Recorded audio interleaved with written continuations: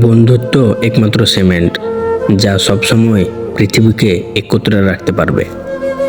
যদি তুমি মানুষকে বিচার করতে যাও তাহলে ভালোবাসার সময় পাবে না। গোলাপ যেমন একটি বিশেষ জাতের ফুল, ঠিক তেমনি বন্ধুত্ব একটি বিশেষ জাতের মানুষ। দুটি দেহের একটি আত্মার অবস্থানই হলো বন্ধুত্ব। প্রকৃতির সর্বশ্রেষ্ঠ সৃষ্টির নাম হলো বন্ধুত্ব। একজন সত্যিকারের বন্ধু তোমাকে সামনের দিকে এগিয়ে নিয়ে যাবে।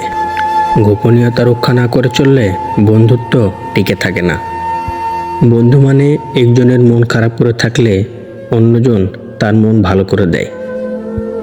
বন্ধু মানে সকল বিপদে আপদে একসাথে থাকা।